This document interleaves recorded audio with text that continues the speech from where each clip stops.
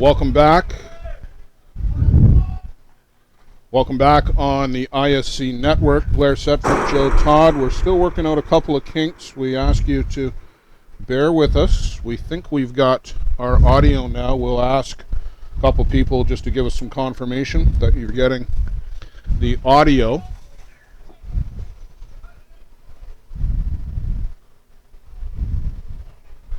Well, we got Hill United Chiefs and Cobourg DRC. Adam Falkard with a trio of strikeouts here at the top of the first. Stay with us. We are going to try and work out all the kinks. Back in a minute.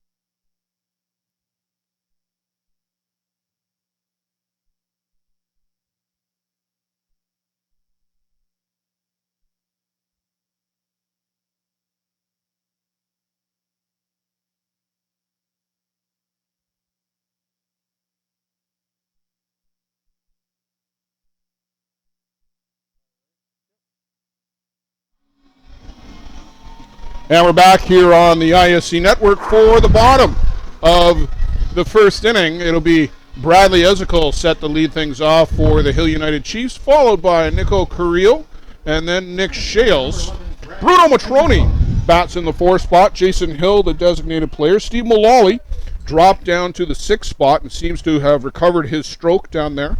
Mark Johnson, Shane Boland, and James Todhunter round out the order for the Hill United Chiefs. For Cobourg DRC, Jason Kane, Aaron Trude, Mark Langley around left to right in your outfield. Josh McGuire, Jake Bricknell, Scott LeBlanc, and Craig Butter. The youngsters on the left side, the veterans on the right side, and the infield for Cobourg DRC. It's Jordan McDonald pitching to Dan Burnham. And Jordan McDonald just misses down and away with ball 1. Blair Setford, Joe Todd here on the ISC Network as we get some of the kinks ironed out here on day 2. We just wrapped up the ISC Hall of Fame breakfast. Joe, a great breakfast again put on by John Thompson, and a great class going into the Hall of Fame this year. Great job done by John. Kudos to John for doing that year after year. Been with that Hall of Fame breakfast now since, I believe, 7 years now. Done a great job every year, no matter where we're located. Makes the trip, puts in a lot of time and dedication, and a great group of inductees this morning. Bradley Ezekiel, of course, a mainstay at the top of the order for Hill United for several years now, one of the original Hill United Chiefs. And last year, Joe Todd just about set a record. Bradley Ezekiel, 14 RBIs, 6 home runs. Tied for the most on the home run side and just missing the RBI record. Works a walk here. Right fielder, number 24, Nico Carrillo. So that'll bring up the 2017 MVP, Nico Carrillo.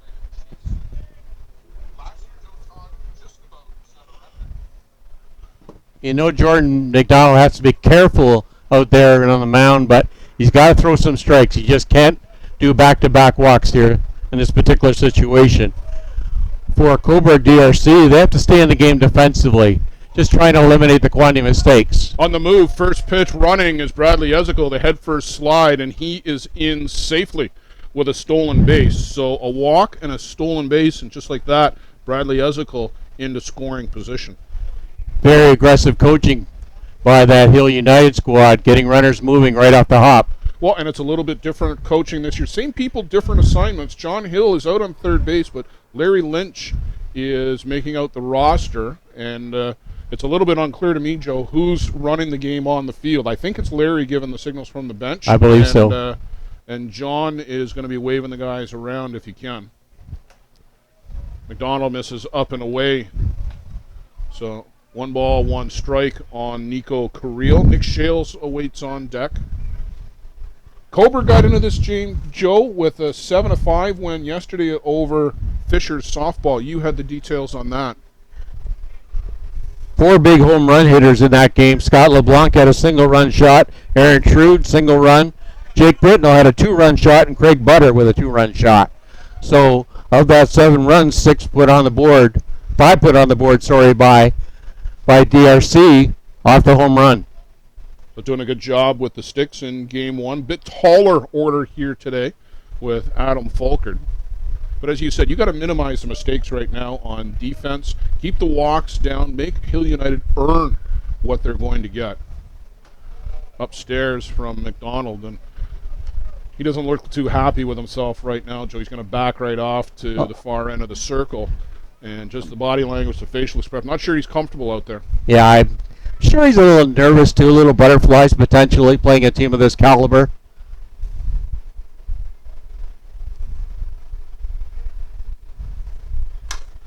Hard shot right into the glove, 1 hopper. Jake Bricknell will fire over to first for the easy out. But advance Bradley Ezekiel 60 feet up to third. And he is right there in position for Nick Shales. Nick over at shortstop.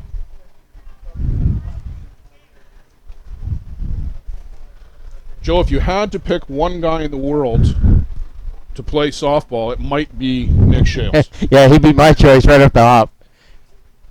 Now, who would be second, though? Well, I think you got Bradley Ezekiel in Yes. that conversation, Benny Anoka in that conversation. Yeah. But Nicky Shales probably the consensus. If you ask a lot of people in the game, the consensus would be Nick Shales. Might not be everybody's first choice, but certainly in that top 3. Can hit, can play, impeccable defense. And I think that really is underrated with Nick. It's just how good he is defensively. Well, he plays smart. He knows the batters well. He's got great history of the batters. He knows where to play defensively for each person. That pitch down and away, and Nick Shales fouls it off down the right side.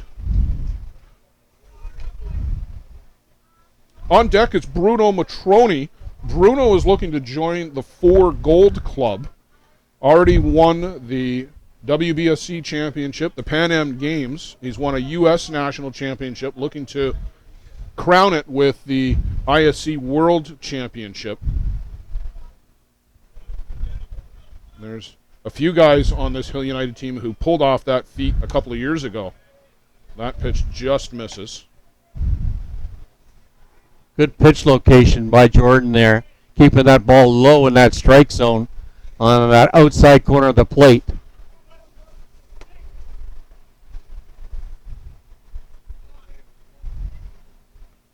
One ball, 2 strikes, and this one misses down low, so now 2-2. It's where your defense has to be down and ready now in this type of situation. Jordan doesn't want to get behind in the count to Nick Shales with a runner at third base.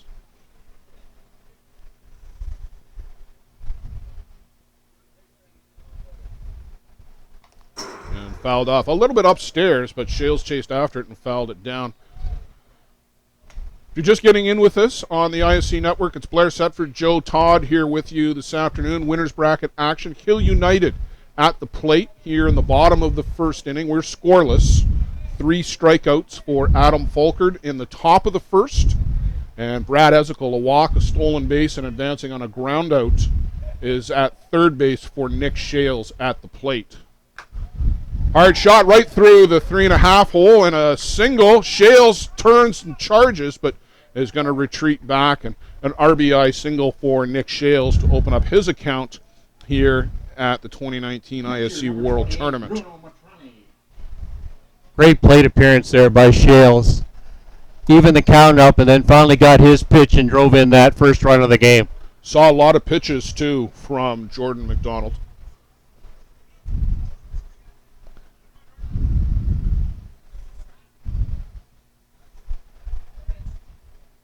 On the move is Shales, and then stops 3 strides off of the bag.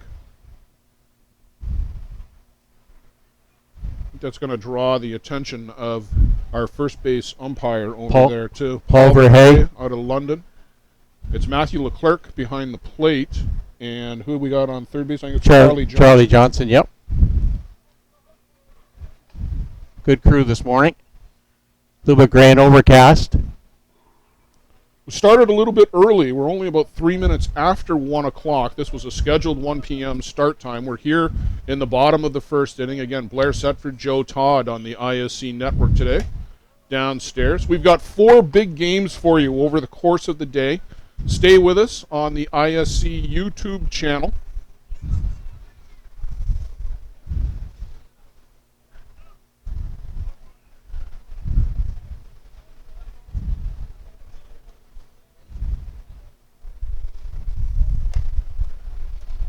Jordan being very careful with Bruno at the plate. 3 ball, 1 strike now to Matroni. Hitter's delight rate in this count. Jordan McDonald with the pitch missing off the plate for his second walk of the inning. Advancing now Shales to second base. Bruno Matroni now at first base with just 1 out. Designated player number 10, Jason Hill. Jason Hill will be the batter now. Just 1 out, so obviously Jordan McDonald just being a little bit too careful. Has to get a little bit more of that plate. Yes, it's tough when you're facing a good hitting team like Hill United, but you've got to challenge them. There's no defense against a walk. Jason Hill, a real tough batter at the plate now. You can't come inside to Jason Hill. You've got to stay away, try and make him hit it on the ground. If you come inside, it'll be out where that Budweiser truck is in deep right field. Turns on the ball very quickly. Good quick hands by Jason Hill.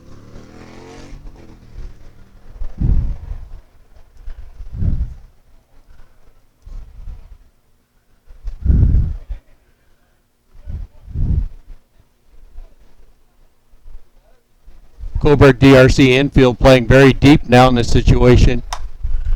Well, he went across type here. That one was out over the plate, and he's going to deposit that over the fence in left field. Crossed us up to Jason Hill, but it's a 3-run home run, and very quickly the Hill United Chiefs out to a 4-0 lead with only 1 down here in the inning. Joe Todd, you said it. You cannot defense walks, and as hard as it is, you can't just challenge these guys because sometimes that's what happens. Yes. You can't just nibble on the corners because you can't be that fine. No, you can't. And obviously, it puts your defense in that more of a precarious spot, too. Steve Mullally now at the plate with just 1 out. The full lineup of this Hill United batting lineup is just massive. Mullally hits it back to Jordan McDonald at the pitcher's mound. Jordan tosses it underhand over to first base for the second out of the inning. Number 22, Mark Johnson.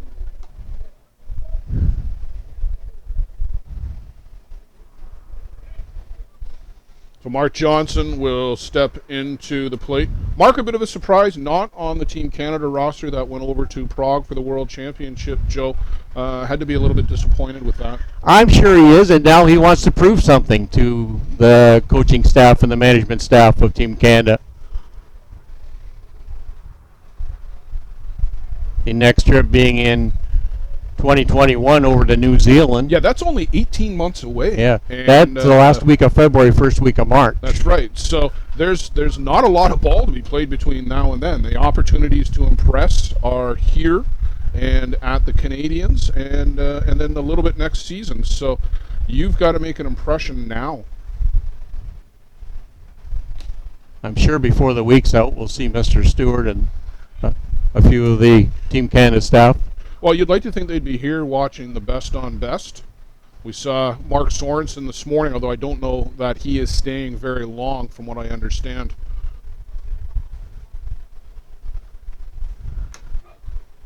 Sorensen, of course, the coach of the New Zealand Black Sox. Greg Leather, head coach of Team USA, is here with a number of his assistants.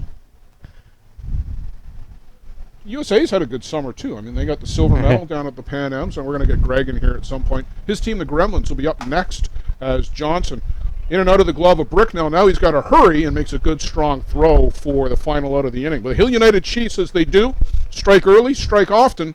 They get 4 in the bottom of the first and lead 4-0.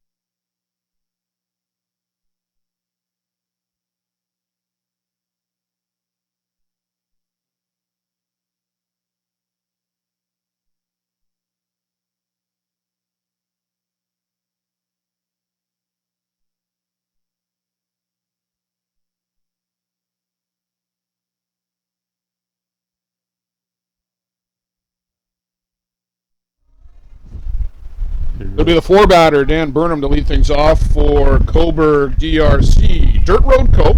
here at the top of the second inning. We're going to try and solve Adam Falkert.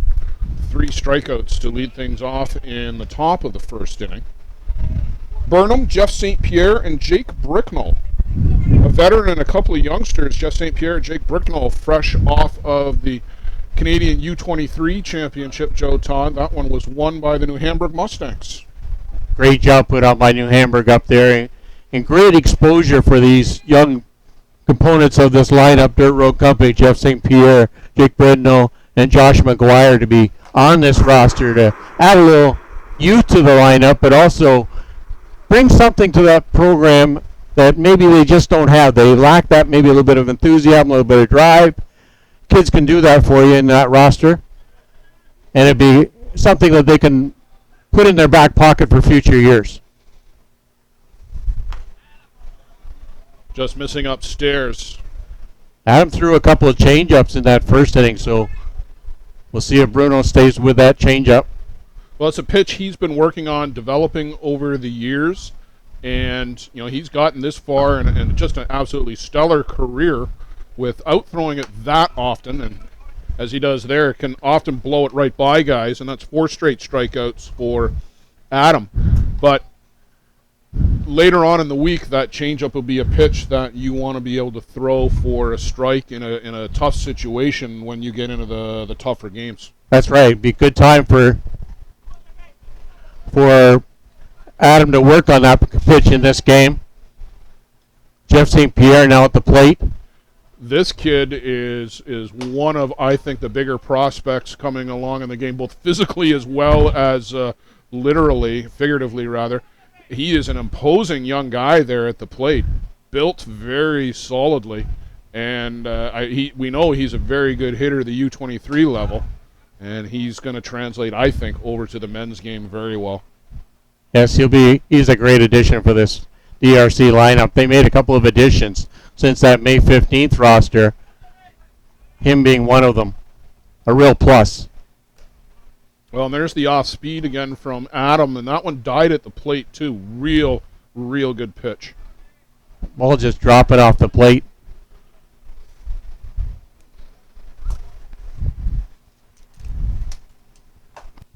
This one is lifted up and out of play down the left side.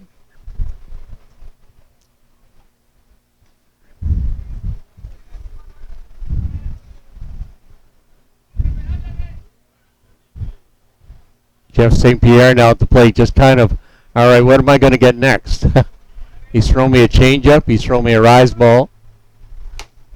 There's the good hard drop ball, and right over the top goes Jeff St. Pierre. So make it 5 in a row for Adam, and that brings up another solid prospect, Jake Bricknell. Shortstop, number 19. We've been watching this guy, Joe Todd, for about the last 3 years, going all the way back to 2016 and the U19 tournament in Midland, Michigan, where Jake Bricknell was a star for Canada in their bronze medal run. His dad was a pitcher in the back in the ISC League in the days, in the Canada ISC League with the Durham Heat and teams in that era back in the late 90s, early 2000s. He would have never chased a rise ball up in his eyes like that. Jake's got a great little resume going so far with what the tournaments you had just talked about, the under-23 championships he's been involved with. So all that stuff puts him at a little bit of an ease. Now today he's facing an Adam Fulcart. Another learning curve.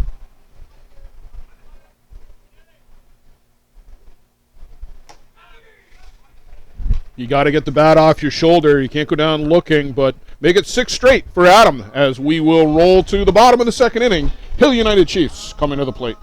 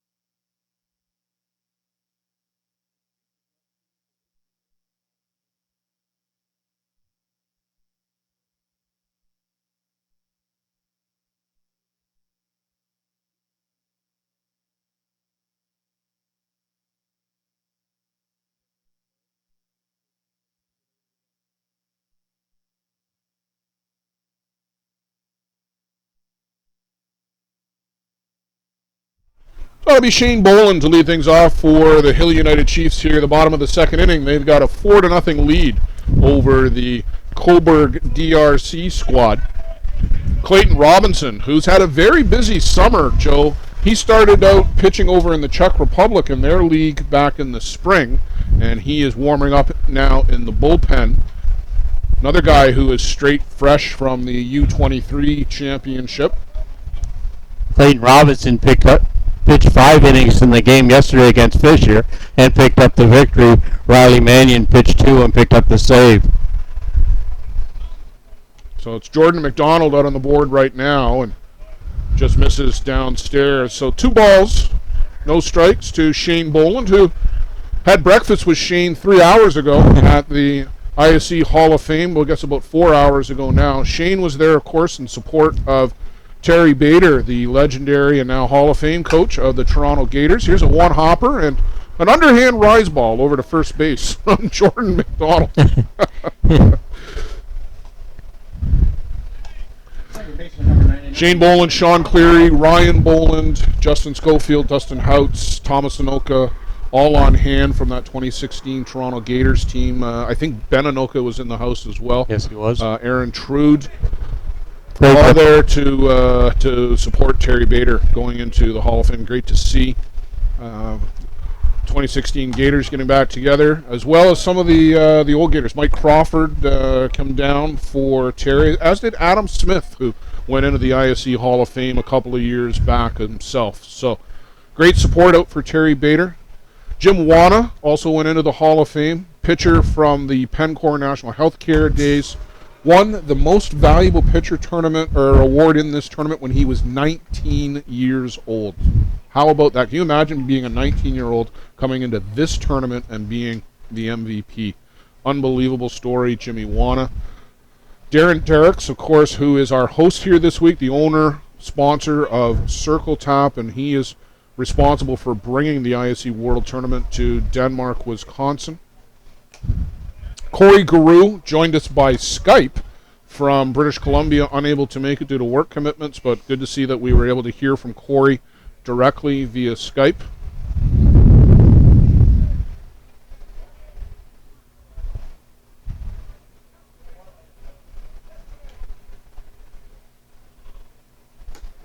Misses inside, I guess, to James Todhunter. So 2 balls, 2 strikes. Be nice to get a couple of quick outs here before you have to face Bradley Ezekiel back at the top of the shop. You'd much rather do that with nobody aboard than one. Patrick Shannon was the last of the Hall of Fame inductees. This one is laced out to left field beyond the outstretched glove of Josh McGuire. He's going to turn the corner and go for 2, and now 3 as the ball gets away from left fielder Jason Kane, and into third, standing up, goes James Todhunter.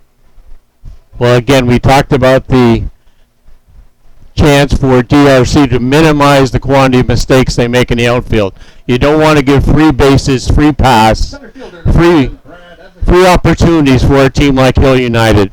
Yeah, really a 2-base error there as that ball got away from Jason Kane. So Todhunter up to third base. Bradley Ezekiel now up to the plate. Walked in the first, came around and scored in the RBI single by Nick Shales.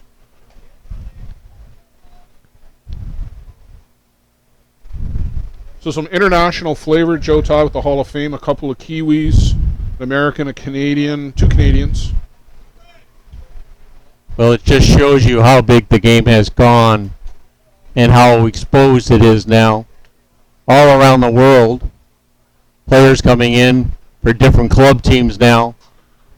See a couple jumping over from South Africa. Yeah, we've got players from 5 different continents here this week at the ISC World Tournament. Bradley Ezekiel, well hit, deep center field, and that one is out and gone. A 2-run home run for Brad Ezekiel as James Todhunter will trot in and step on home plate. So Bradley Ezekiel picks up right where he left off in last year's World Tournament, stays hot, and adds a couple of RBIs and another run to the Hill United total. They now lead 6-0. Nico Carroll. Jordan McDonald got a little bit too much more of that plate than he wanted to there with that pitch. Bradley Ezekiel with a strong upper body, good quick hands, and a good turn wrist, driving that ball over that 16-foot fence. Upstairs from McDonald. You heard Joe Todd right. It is a 16-foot fence all the way around. The scoreboard is actually in play. You see the scoreboard there to the left of the post on the backstop. That's in play. So a ball ricochets off that scoreboard. You got to play it. Now, there are a couple of gaps, Joe, between the top of the fence and the John Miller Field sign.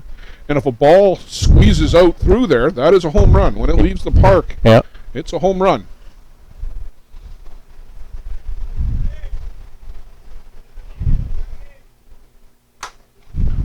Hard to hopper, Jake Bricknell. Easy as 1-2-3, and Nickel Carril.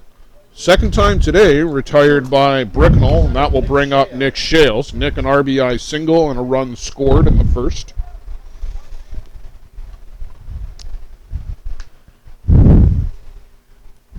So 2 down here in the bottom of the second inning. 4 runs in the first, 2 and counting here in the second. Hill out in front, 6-0. Shale's a real professional hitter here. Even in this situation where Hill United are leading by a score of 6-0, he's still making small little notes mentally inside him. And right now, what pitch he drove last time, what pitch he delivered, what pitch he hit, what pitch he saw from the last time at bat. All those little notes, all signs of a good professional hitter.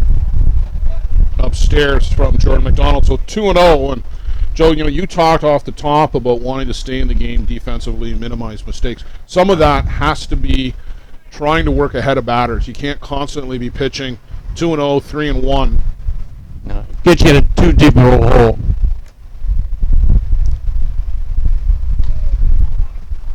Clayton Robinson continues to work down the line.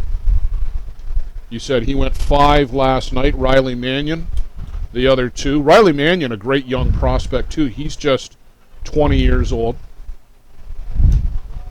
This one missed downstairs. So some real good young players on this Cobourg DRC team. And I think you said it before, the future certainly is bright for this Cobourg squad. Bruno Matroni walked and then came around on the home run by Jason Hill. Dan Burnham will go out to talk with Jordan McDonald. Matthew Leclerc is going to reel him back in pretty quick.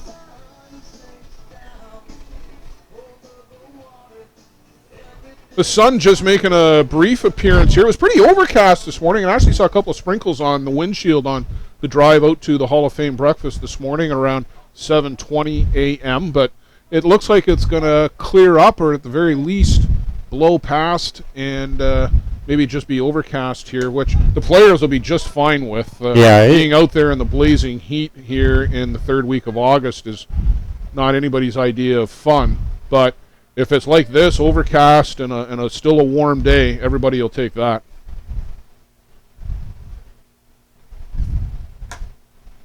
One hopper off the glove of Josh McGuire. That's going to be called a fair ball, and that's going to get thrown back in by Jason Kane. I think Josh McGuire actually had a little bit more time, Joe, than he thought to be able to make that play, and it just skipped off of his glove. Yeah, I don't think he was playing fairly deep, and I thought potentially he thought it was a foul ball, but he had to shift his body a little bit more than what he did.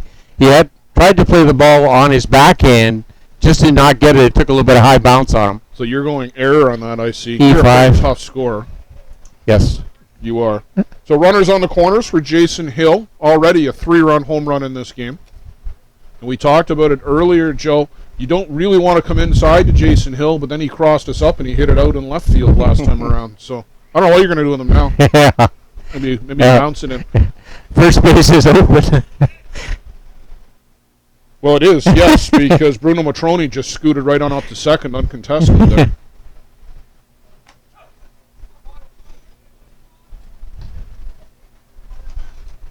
Defensive indifference, I think, is the phrase for that.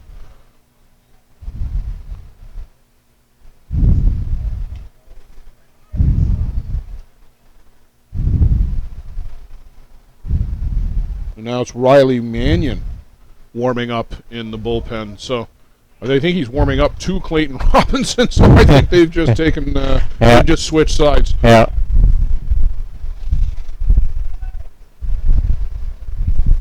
Hill United out in front, 6-0. 2 runners in scoring position. Nick Shales at third. Bruno Matroni is out at second. Jason Hill at the plate. And this one misses down and away.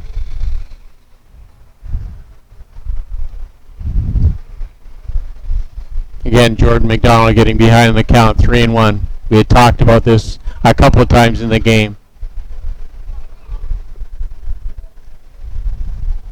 Real hitters count here for Hill. Gets a piece of the corner down low. Jason just asking, is that as low as it's going to go to home plate umpire Matthew Leclerc?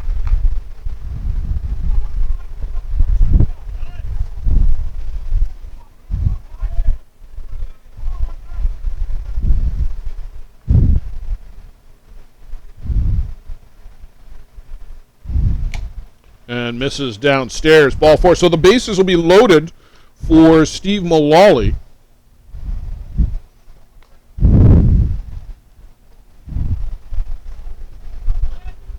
Steve, first pitch swinging, ground out to back to the pitcher in the first.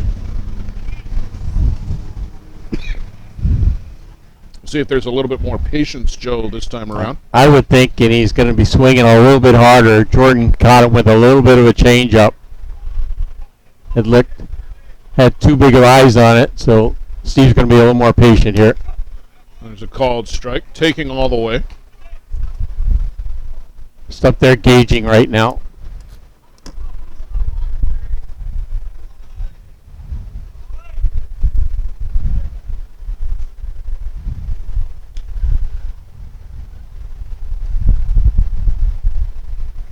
Chasing way upstairs, up and out of the zone for strike one. So 0-2 rather.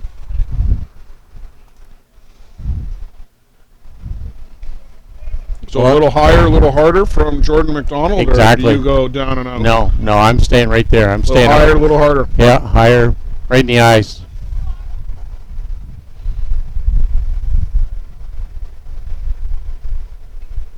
Well, they wanted to come down, but that was definitely a waste pitch. So 1 ball, 2 strikes. And we'll see if Dan Burnham and Jordan McDonald want to go back to the rise ball now and try and get Mullally chasing.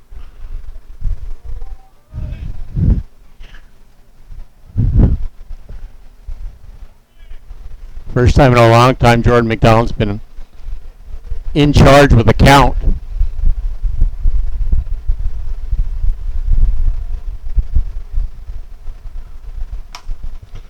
This one's up in the zone. Mullally pops it up to center field, and that'll be reeled in by Aaron Trude. So Hill United will score 2, but they'll leave the bases loaded.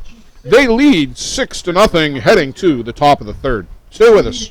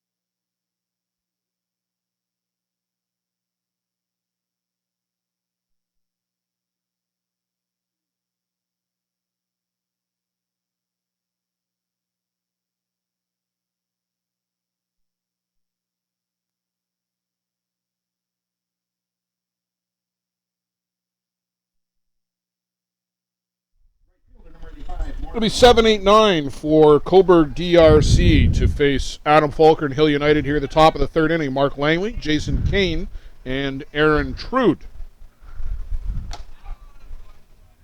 Nothing but strikeouts for Adam so far, Joe Todd, and looks to be on his game here today.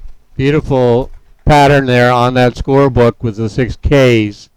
Working hard, though, with Bruno Matroni. We just totally jinxed him as that one is lifted out to the left field for a base hit for Mark Langley. That'll be enough talk about no-hitters and strikeout runs and everything else as Mark Langley puts a complete and total stop to that. And There. Get on with our game here now. Yep. Time for that blemish on that scoreboard. This also gives the opportunity for Hill United to play a little more defense too. The infielder a little more prepared. And this one is laced right back up the middle. So back-to-back hits here by the 7 and 8 guys. And Cobourg was something cooking here in the top of the third inning. And, you know, we talked about off the top, take advantage of any opportunities that you get for Cobourg. Exactly. So Cobourg now with this bottom part of the order coming through with back-to-back hits. Number 9 batter Aaron Trude now at the plate.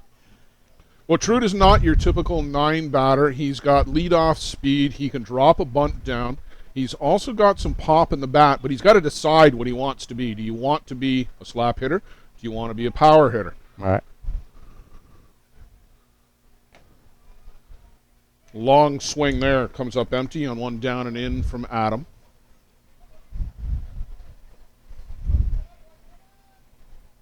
Adam's really mixing up his speeds well today. Just trying to throw off the timing of dirt road. And wanted to bunt it. That kind of stabbed at it, but couldn't make contact. Shane Boland crashing down from third. Steve Mullally really didn't move off of first base there.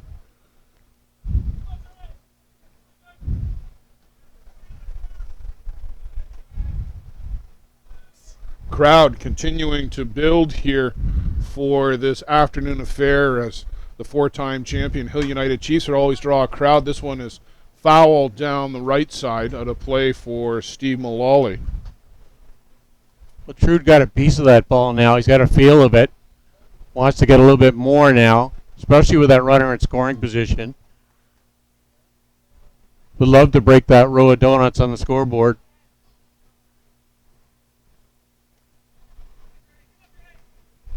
A long look in from Adam to Bruno Matroni. Now the lean. And a drop ball. Swing and a miss over the top. Down goes Aaron Trude. So back to the top of the shop. Now Scott LeBlanc will get his second look at Adam Falkard. Scott, along with just about everybody else, down on strikes. And Bruno's going to want to go out and have a chat with Adam.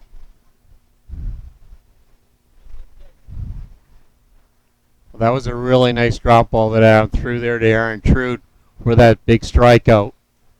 That first out of the inning. That drop ball is really moving off the table today.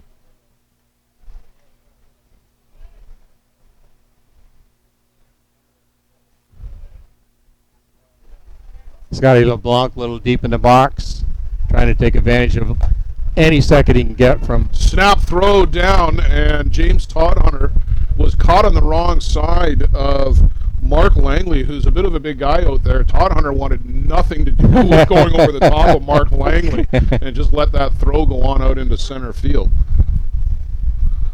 Next Saturday, he might go over the top of somebody, but he's not going to do it on opening Sunday.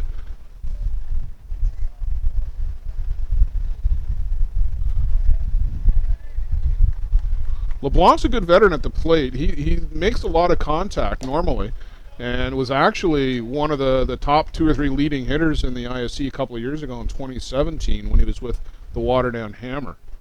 He works a pitcher. He makes pitcher throw strikes. He's a great leadoff hitter. Can't catch up with this one downstairs. Scooter has to stay with that pitch a little longer. Lifted his head on that pitch.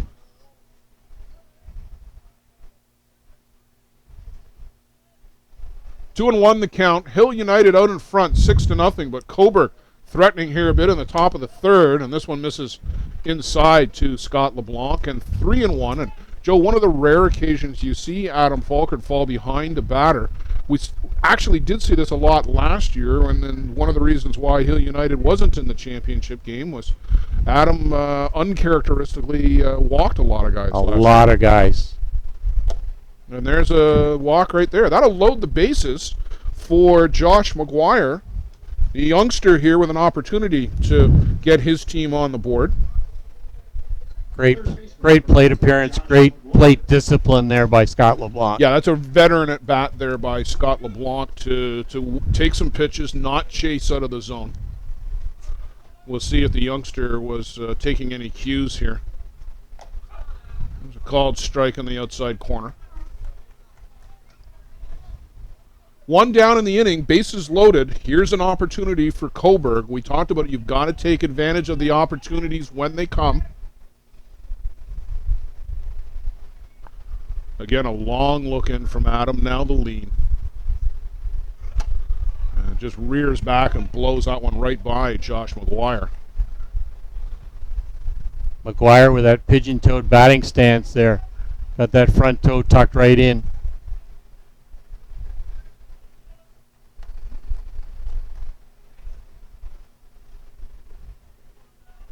Very deliberate as Adam Folkert out here right now with the bases loaded. Tried to get him to fish after that low drop on the outside corner, but McGuire able to hold up. So 1 ball, 2 strikes, 1 down in the inning, bases loaded.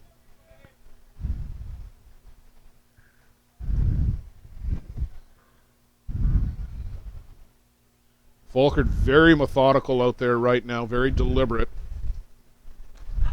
And that just misses off the outside corner. Matrone tried to frame that one up for Matthew Leclerc, but he wasn't buying that one either.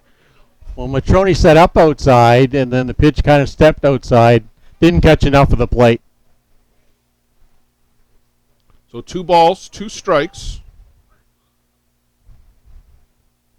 And swing and a miss. Pours that one right past Josh McGuire. Guess if you can't nibble on the outside, let's just blow it right by him. First baseman number 6, Craig Butter. 8 strikeouts for Adam so far in the game, 3 innings of play. Well, here's a guy that you've got to be careful with. He's had some success against Adam over the years. I can remember a very long home run that Butsy hit off of Adam with the Scarborough Force back in 2014 in particular. Misses downstairs.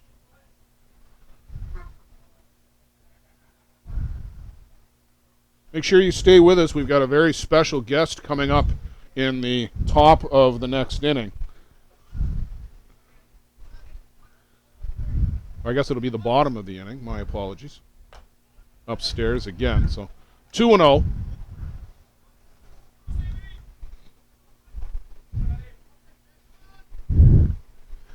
I would think Adams is probably going to go at him right now and challenge him. Make sure he gets a little bit of defense. So there's 8 guys behind him, too. Well, he pours in a strike on the outside corner. Craig Butter swings over the top of that one.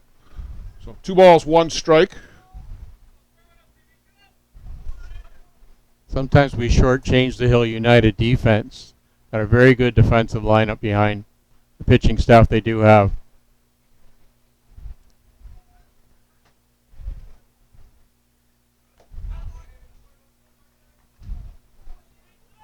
So 3-1 as that one just missed downstairs. Bit of a tight zone here from Matthew Leclerc. That's all right. Yep. As long as he stays there and consistent.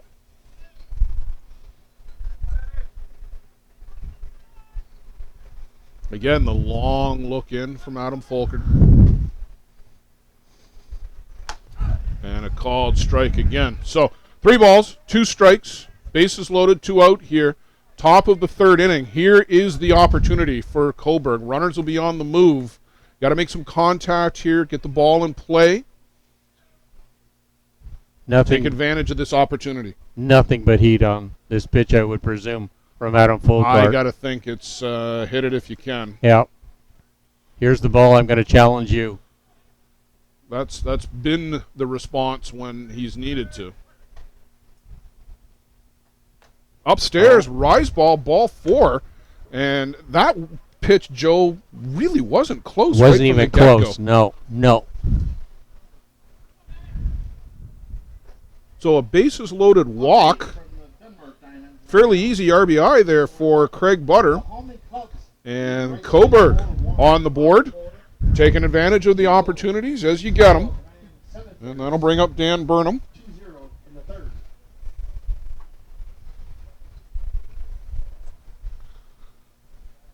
Larry Lynch out there with the mound visit just to make sure everything was okay, because that wasn't the pitch any of us were expecting. No, very uncharacteristic of Adam. Like a spinning rise ball that was out of the zone the entire way. So Burnham now with the bases loaded. And that one right down the middle, and Burnham just fouled that one off. He had a good hack at that. Catcher number 18, Dan. Burnham's a good stick, even though he's small in stature. He's got a lot of power in that upper body.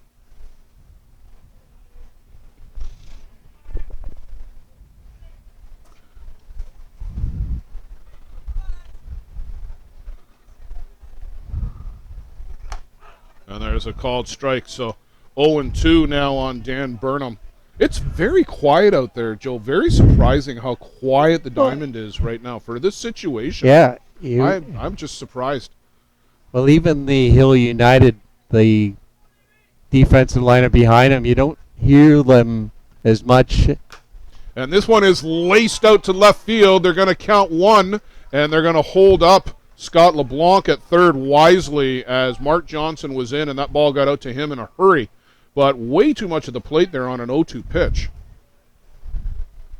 Real tough inning here for Adam Fulcard. 3 singles and 2 walks.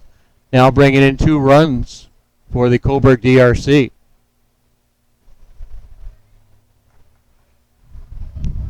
So those 2 singles that led off the inning in the 7 and 8 spots have come around. Scott LeBlanc up to third base. Craig Butter at second. Dan Burnham aboard with the RBI single. And we're back to the youngster St. Pierre. And there's a strike at the top of the zone.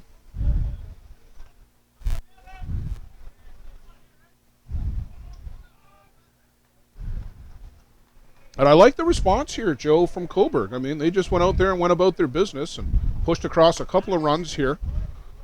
They've had some good at-bats. They're working the count much more so than they did the first time through. They really just kind of went up hacking the first time through. But these look like much better prepared at-bats. Some adjustments being made. Really good plate appearances by the those 2 leadoff batters that have both scored. That number 7 guy, number 8 guy coming out of that bottom part of the order. This one gets through the 5.5 hole as well. They're going to give the wave around, and the throw is scooped up by Shales as it was not going to be close. And 2 more runs come around, and Cobourg just piling them on here in the top of the 3rd inning. It's now 6-4. Well, the last 3 batters have produced 4 RBIs here for Cobourg DRC. That meaty part of the order for DRC coming through. So Dan Burnham stopped at second base. Jeff St. Pierre, a hard hit single, 2 RBIs, and Jake Bricknell, opportunity to get even a little bit closer here for DRC. This was not what we were expecting, Joe, coming into this game.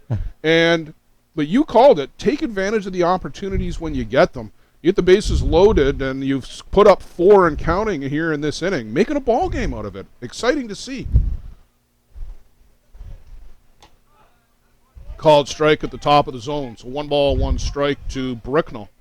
And this kid's got a lot of pop. I mean, you lay one in there, he'll hit it out of the park. Oh, yes. He's got a lot of power. Big, strong boy.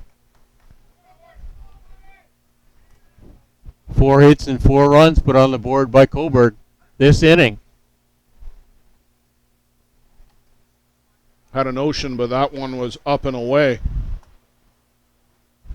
So again, falling behind the batters. We talked about this for Jordan McDonald, but flip the script here, and that's been Adam Fulcard's inning. A couple of walks, falling behind batters, hits, and a bit of a tepid swing there from Jake Bricknell. I think you got to commit and go. Yeah, he's just a little nervous maybe in that batter's box. Has to get rid of the jitters and just go in there and play ball and hit the ball. 9th batter in the inning for Cobourg. A bat-around inning, 4 runs and counting, and chasing upstairs. But Cobourg DRC put up a 4 spot. We got ourselves a ball game here. Hill United Chiefs 6, Cobourg Dirt Road 4.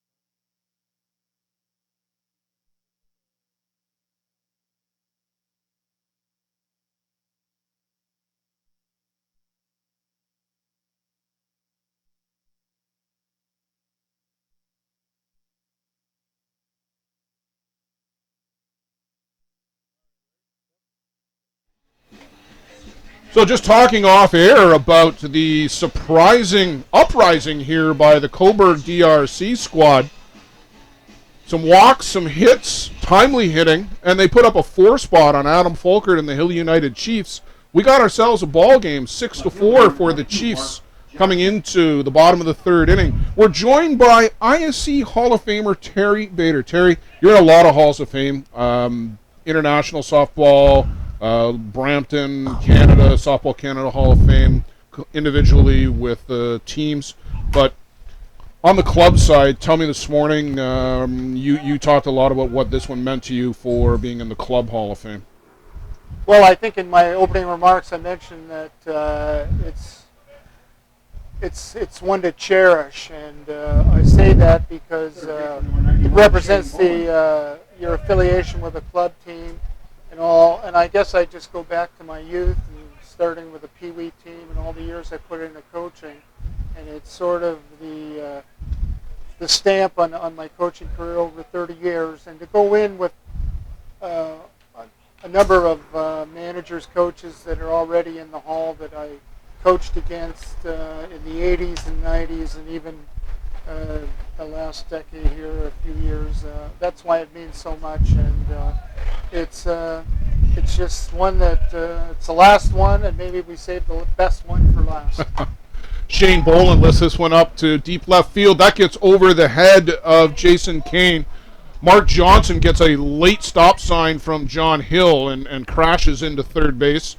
But Hill United Chiefs looking to answer right back. They've got a couple of runners aboard early here against Clayton Robinson, who has come on to pitch for Cobourg DRC. Terry, the mark of a good team is how you respond to a bit of adversity.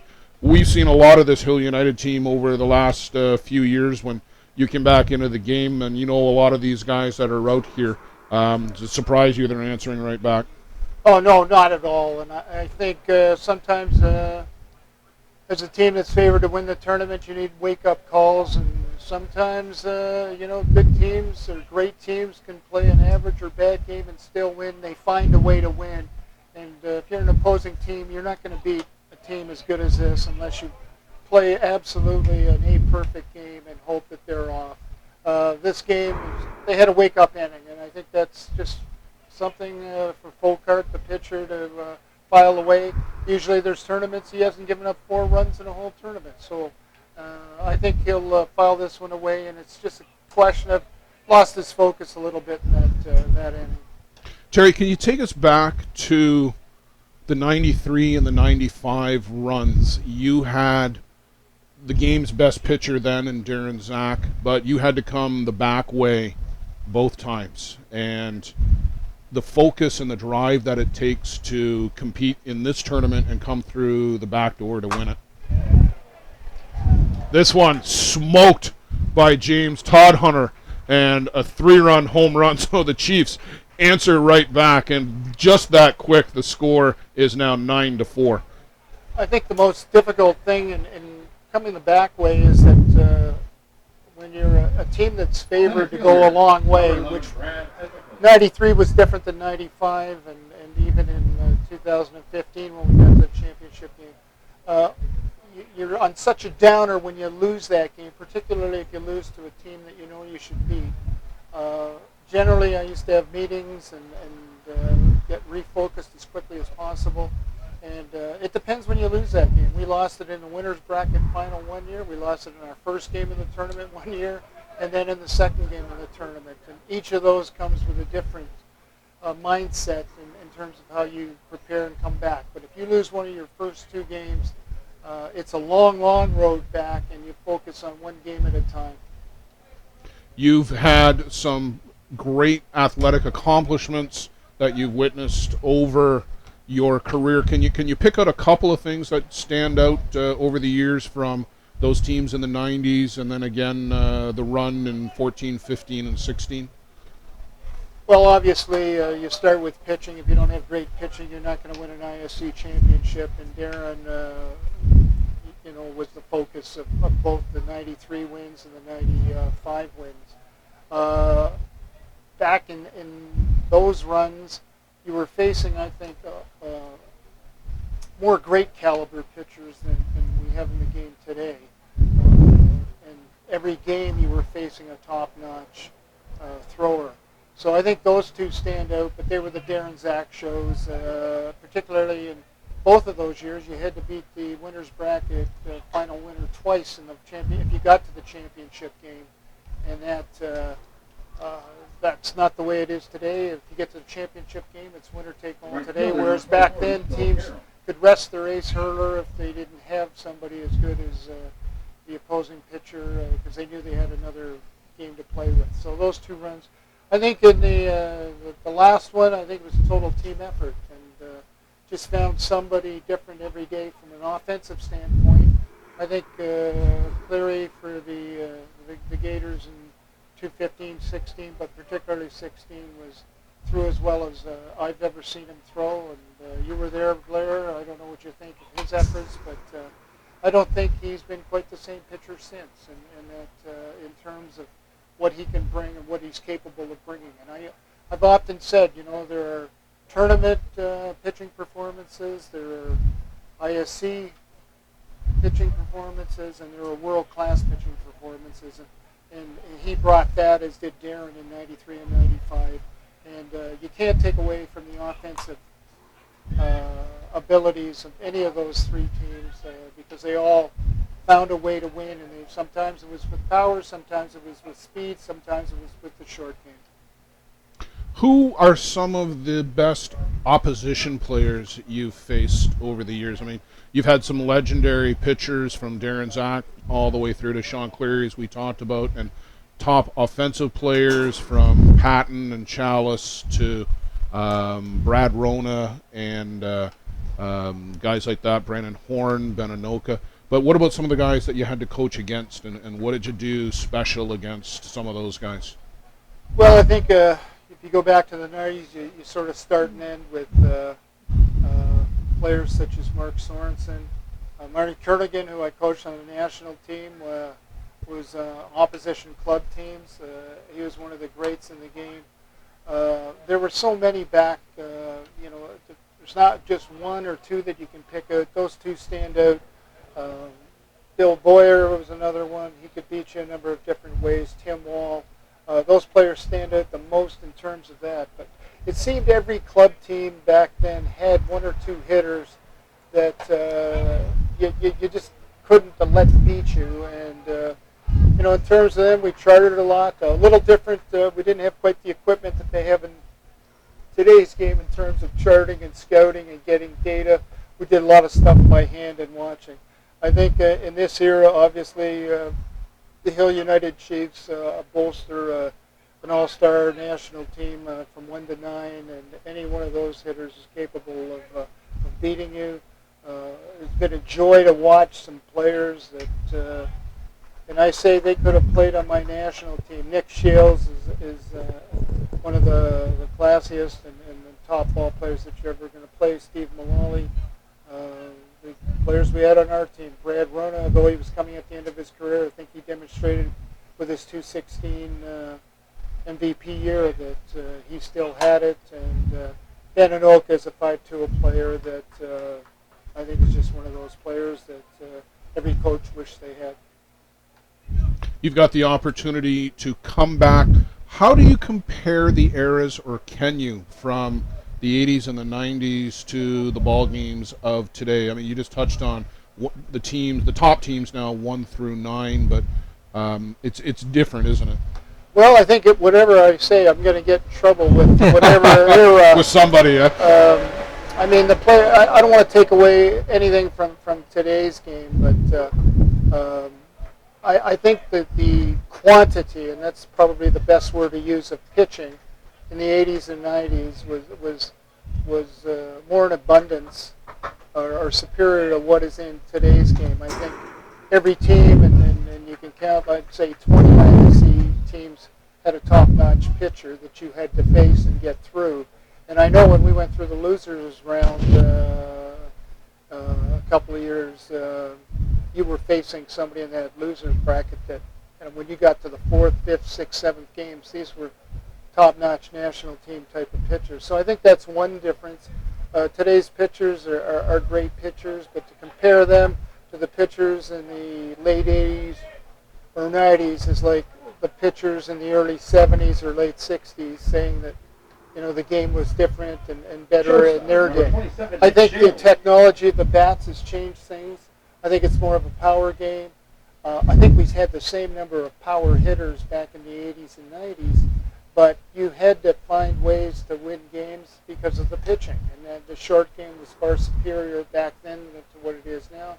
Base stealings was done a lot more then, and the short game with the slap. And you barely, if ever, see the slap game now, which New Zealand was very famous for bringing up. And every team, I know we had one or two slap hitters, and it was part of our arsenal and part of how we won games. So I think that's a big difference. I think now we've gone down a little bit in teams, and as I say, I think the number of big teams was more in abundance. Again, similar to the pitching back in the 80s and 90s. Clayton Robinson struggling a little bit with finding the zone. The walk to Nico Carrillo brings up Nick Shales. Nick, a walk and an RBI single here already in the game. We're talking with Terry Bader, who inducted into the ISC Hall of Fame this morning. And Terry, I didn't get to tell this story this morning, but I did want to tell this story about the 2015 Team Canada right before the start of the World Championship that year. Just prior to that, you came in, you presented them your gold medals from the ISF 92 and from the Pan Am Games, I think, in 1999, and you told them you guys are just as good and to go out and make your own legacy. Apparently, when you hear from the players on that team how much that meant to them, what moved you to do that?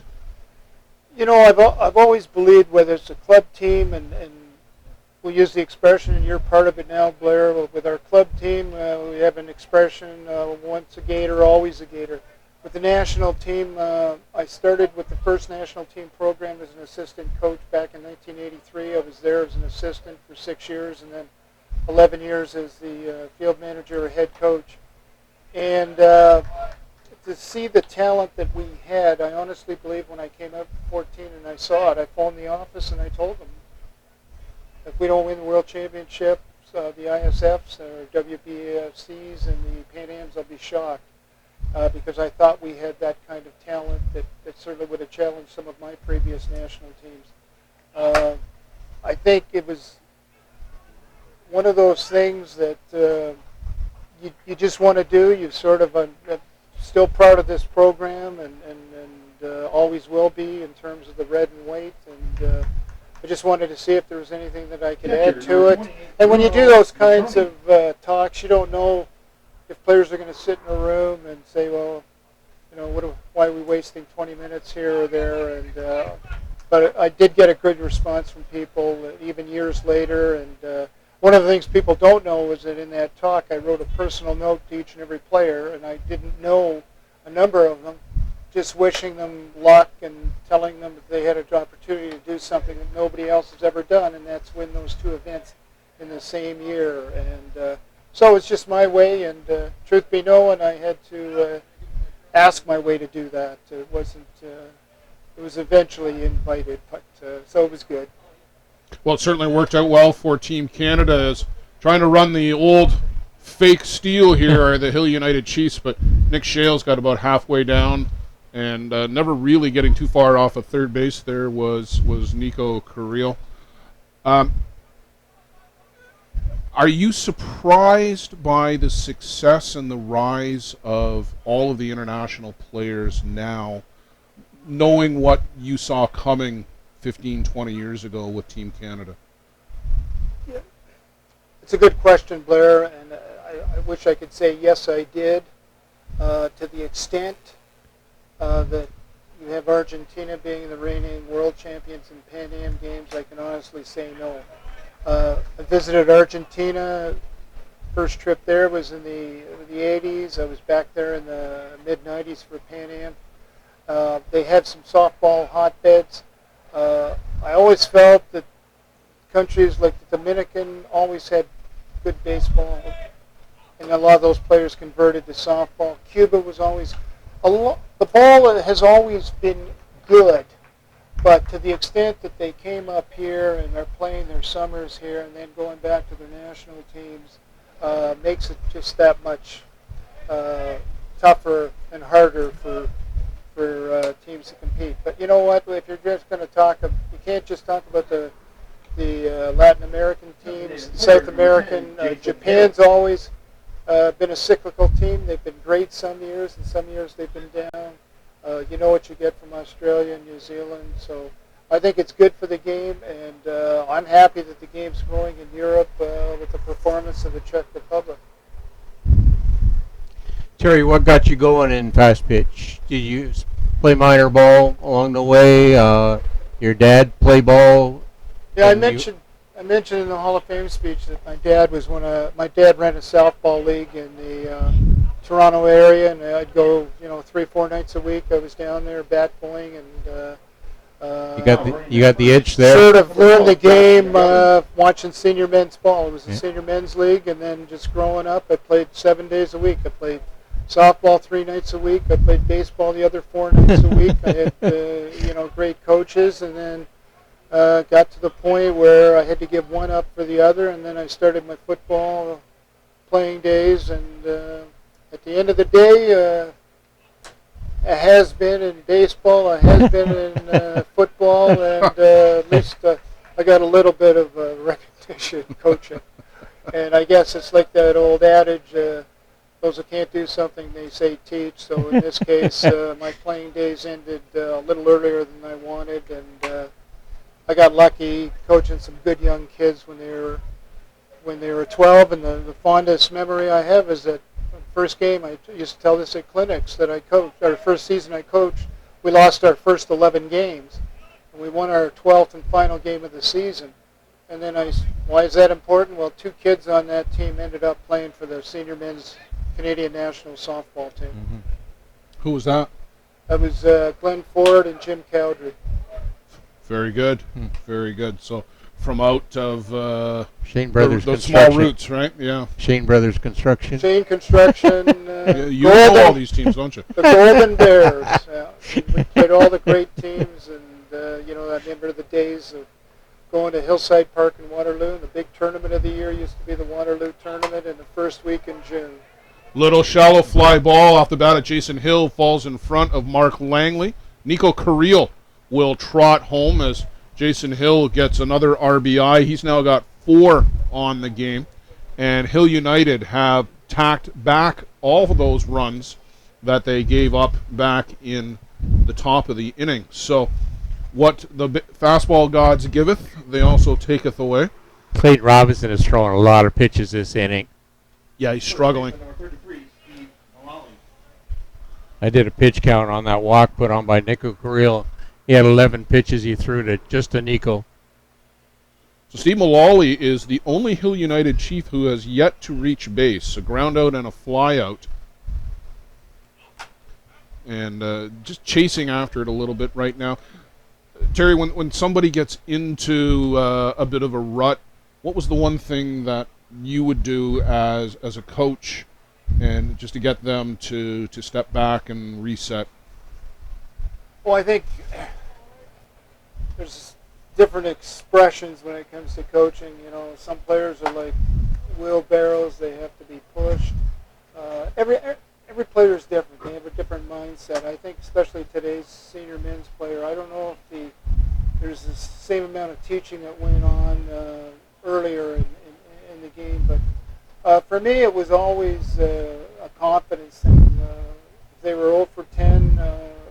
I didn't move them down in the lineup, but it was just a question of making sure that I talked to each and every player and said something to everybody each day to make sure that I knew what was going on with them. Because if they had some issues at home, how can we expect them to play ball on the field if they're worrying about their jobs or their family situation or their little kids?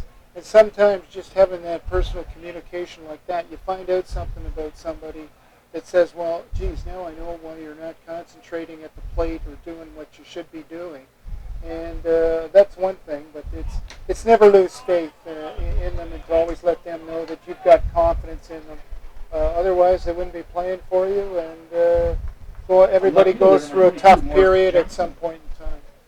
Malali down on strikes. That'll bring up Mark Johnson, singled and scored earlier this inning. In fact, leading off, it was Mark Johnson who actually got this rally going. 4 and counting here for the Chiefs with the bases loaded. 2 down. We've been chatting with Terry Bader, went into the ISC Hall of Fame earlier this morning. This one off the foot of Johnson. Terry, you developed friendships with opposing coaches over the years, and we lost a couple of real giants in the game, Rod Peterson and Denny Bruckert. Can you talk about your friendships with them? As I mentioned, I knew Denny, or I had more of a personal relationship with Denny because he was with the U.S. men's national team. I coached against him. The one positive thing against both those guys is that I had winning records against them, and that sort of never lost. Lost, I think, once to the farm, but not with the Gators. That was with Tampa, and Denny, I had a clean record with. Denny, tell you the kind of quick story when Russ Boyce, another great manager for the NHCD teams and the national team, passed away. I phoned Denny, said I wanted to come to the funeral, flew to St. Louis, Denny picked me up, stayed at his house, went to the funeral. So those are the kinds of people that and Rod, you know, there aren't words from anybody that's ever played for him. He's a legend in the game.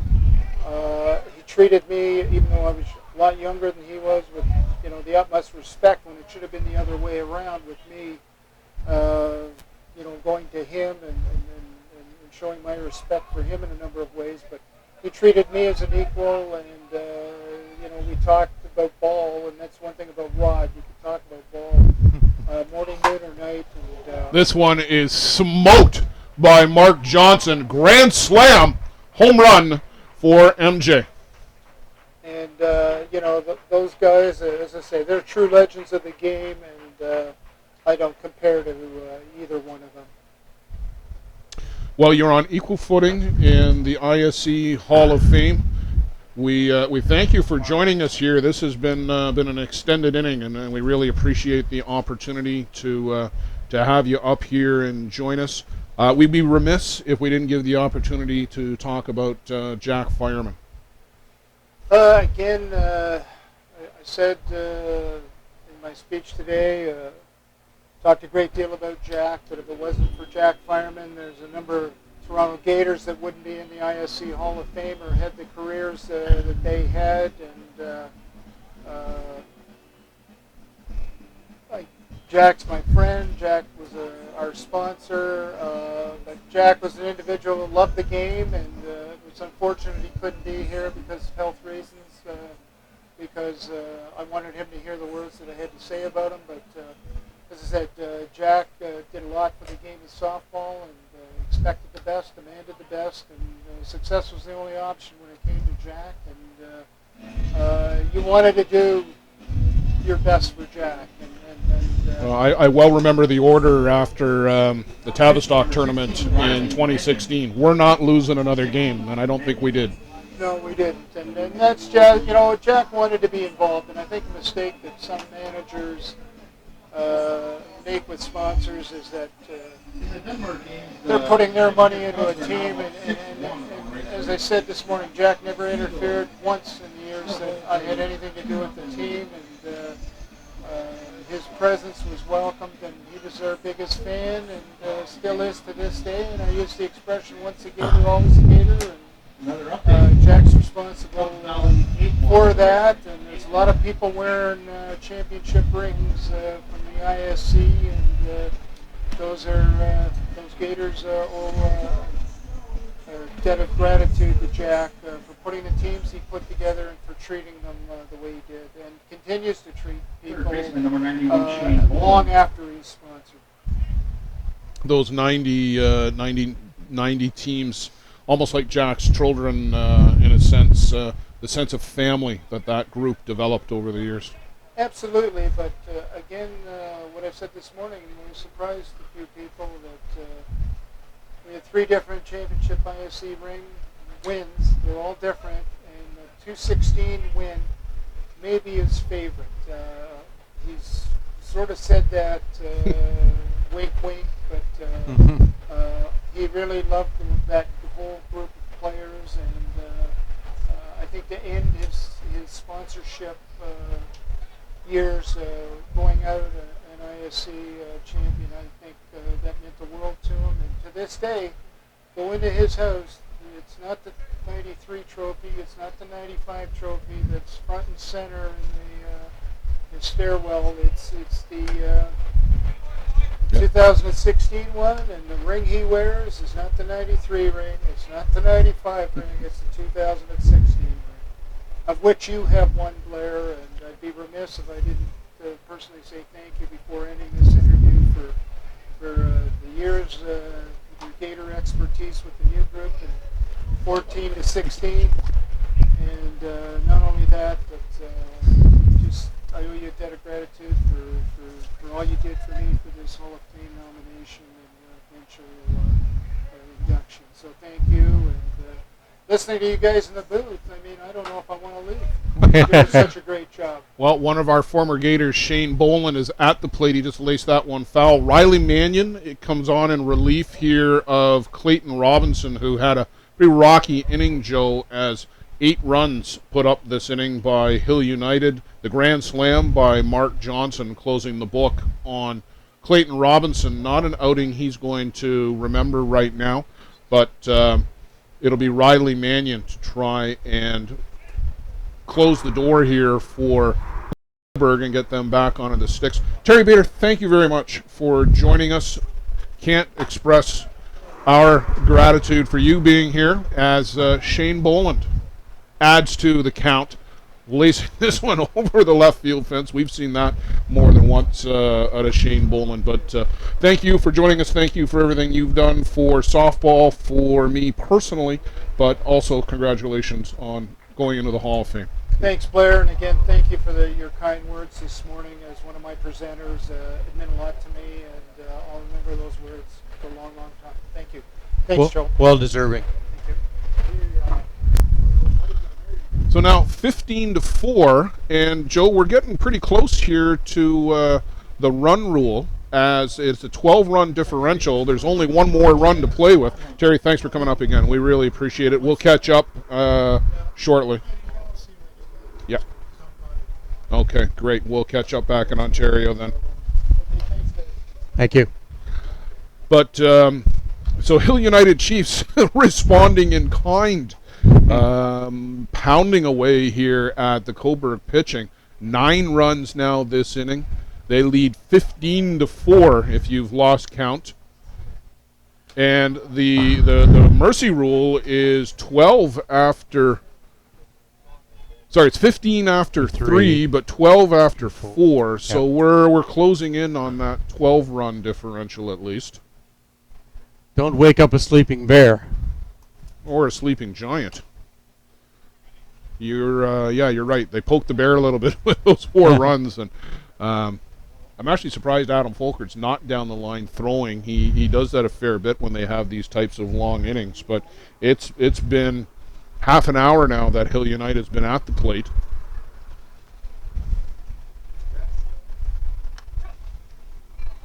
Called strike on the inside corner. Riley Mannion, 20 years old. Joe comes from the Canada U19 program.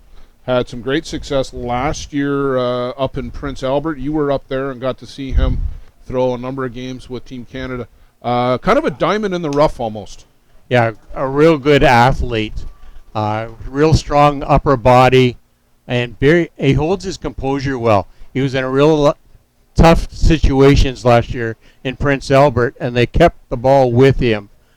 Coaching staff had full control of his abilities, and they gave him that chance, and he grew on that.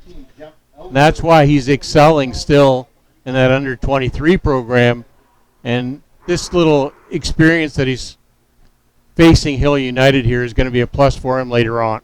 So Jeff Ellsworth will come on to pinch hit for Brad Ezekiel, and I expect will stay in the game. I mean, it's pretty good when you can pull a national team player off your bench to go in and pinch hit. Jeff Ellsworth, one of the most accomplished players here in the ISC over the years, former MVP. Here's a ground ball through the 5.5 hole. That will move James Todhunter up to second base. And this one just continues on here for the Hill United. The drum beat goes on. Yes. Nico Carrillo will come back up. Nico walked and then scored earlier this inning. Pair of groundouts prior to that. This is Nico's 4th appearance at the plate. We're still in this extraordinarily long 3rd inning. To that 12-run differential, at least 16-4 for the Hill United Chiefs. And here comes Larry Lynch with some more changes.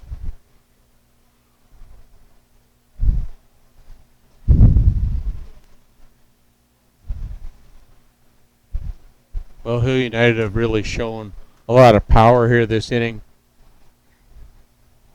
Isaac Lefebvre looks like he's going to come in and get a bat. This was a late addition to the lineup by the Chiefs. Lefebvre, a good young player out of Quebec, following in the footsteps of Matty Waugh. He was on the U19 team in Midland a couple of years ago. And, it's pretty nice, Joe, when you can get picked up by one of the top club teams in the world and get the experience to soak in the atmosphere from leaders like Jeff Ellsworth and Steve Mullally and Bradley Yezical and Bruno Matroni on this type of team. It's a real pin in his, or a real feather in his cap with this chance for this week to pick up that experience. We just talked about any plate appearances he picks up, but just being with in this type of environment, learning from the players on your team. Yeah, and the guy whose place he's hitting in, Nick Shales, there's no better guy to learn from at all. Good cut there by Lefebvre, who's got plenty of speed, runs very well.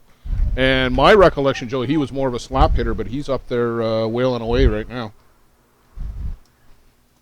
Yeah, he just was mostly a contact hitter, just a lot of spraying. But he was, I remember him great defensively, though. Yeah, he played some great defense, absolutely. You were right. Called strike 3, and sometimes when you've scored 10 runs in an inning, you need to swing the bat and not look at the close pitches. But Lefebvre gets at least a World Tournament at bat, and the Hill United Chiefs give up 4 in the top of the inning and come back and score 10 in the bottom. It's been that kind of day. They lead 16-4. Stay with us here on the ISC Network.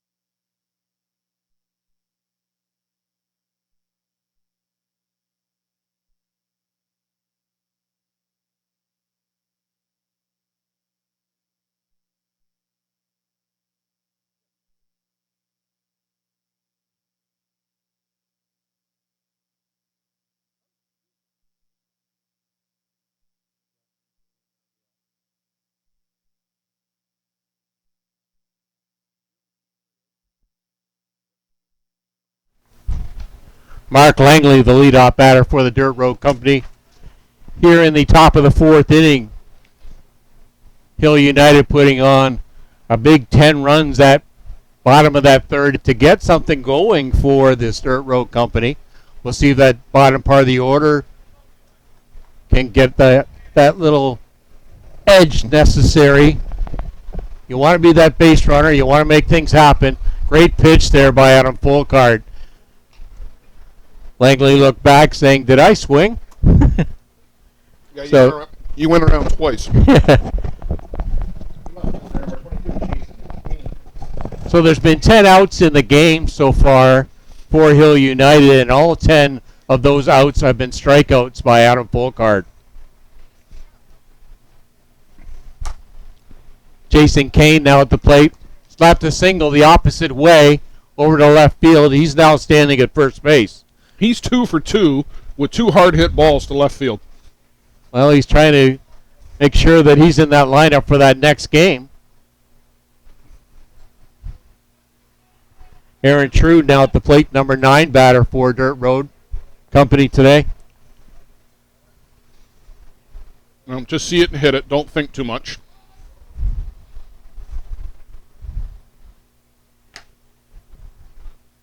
Jason Kane getting a good jump off that bag over at first base. Joe, coming up, we've got the New York Gremlins and the Shakespeare Falcons. It'll be Maxi Montero listed as the pitcher, but I'm going to guess Andrew Kirkpatrick gets to start as the DP. And Kirk Santala for the Shakespeare Falcons. Stay with us on the ISC Network for that one.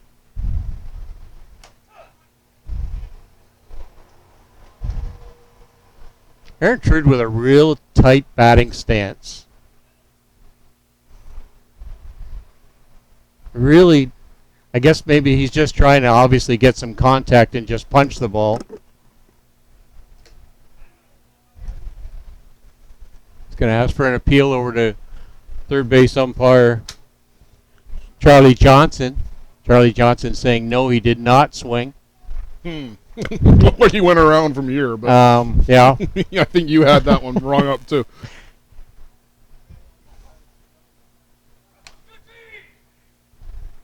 Big strikeout again by Adam Folkard. Back-to-back strikeouts here in the top of the 4th inning. Sandwiched around that single, of course. Yes, nice pitching clinic here by Adam Folkard.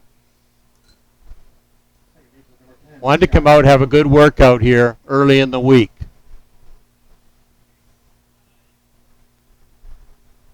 Scotty LeBlanc, now your leadoff batter for Cobourg, DRC. Well, I think the interesting thing is, Joe, is Adam could very well end up with 12 strikeouts in a 4-inning game.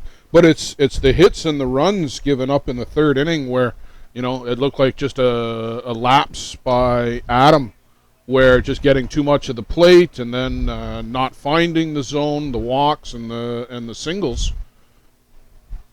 Well, hopefully he put that in his back pocket, and maybe he lost a little bit of focus or a little bit of drive. Sometimes you underestimate your opponent, and you relax a little bit.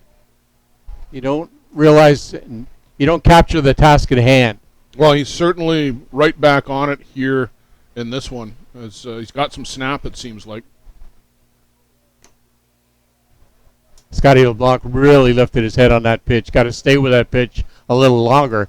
Good change of speeds there by Adam Folkard. So great call there by Bruni Matroni, the catcher.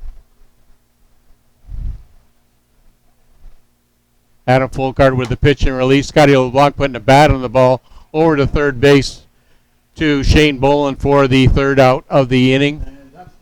And that's the ball game. Final score, Hill United 16, Dirt Road Company from Cobourg, Ontario 4. Great start there for Hill United in this tournament, the number 2 ranked team. A good experience for the Dirt Road Company from Cobourg in their 2nd game of the tournament. So Joe Todd, a 16-4 final, as you said, for the Hill United Chiefs. Cobourg will drop down the losers bracket. Hill United will move on, and they will play tomorrow. Look for Hill at 2 p.m. back here on the ISC Network. Joe, we're going to wrap it up. Stay with us. The New York Gremlins coming up in about 30 minutes with the Shakespeare Falcons, the ISC Network. Thanks and good afternoon.